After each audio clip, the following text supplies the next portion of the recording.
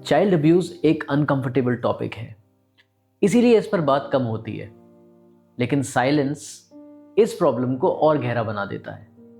Hello, मैं doctor अभिनव तिवारी, एक psychiatrist हूँ और आज हम बात करेंगे चाइल्ड अब्यूज़ क्या होता है और कैसे इसका इम्पैक्ट बचपन के बाद भी एडोलेसेंट और अडल्टहुड तक रह सकता है।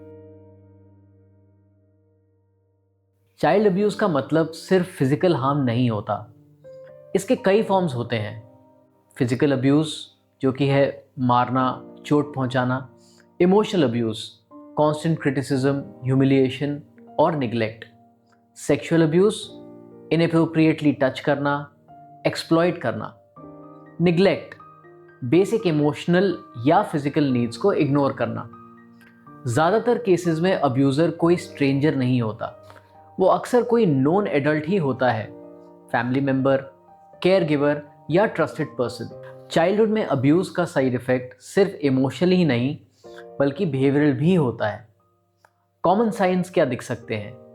डर, एंजाइटी या एक्सट्रीम साइलेंस, स्कूल परफॉर्मेंस का गिरना, अग्रेशन या सोशल विड्रॉल, नींद की प्रॉब्लम्स, नाइटमेयर्स आने, गिल्ट और शेम बिना किसी वजह के।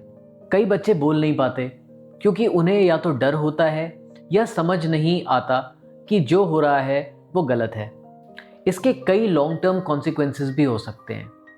अब्यूज़ का इम्पैक्ट टाइम के साथ ख़त्म नहीं होता।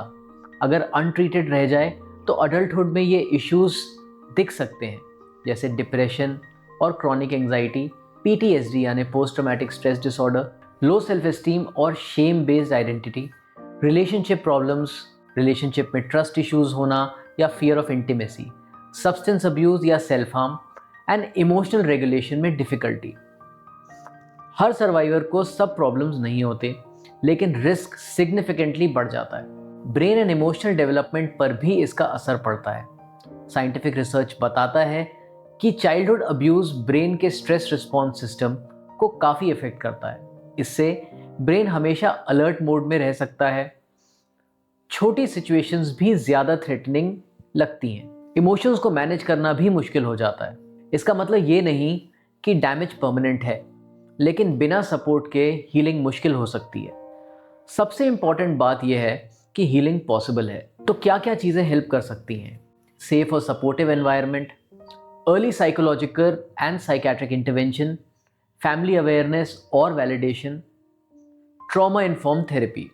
और प्रिवेंशन के लिए चिल्ड्रन को बाउंड्रीज, सेफ टच और ओपन कम्युनिकेशन सिखाना बहुत ज़रूरी है।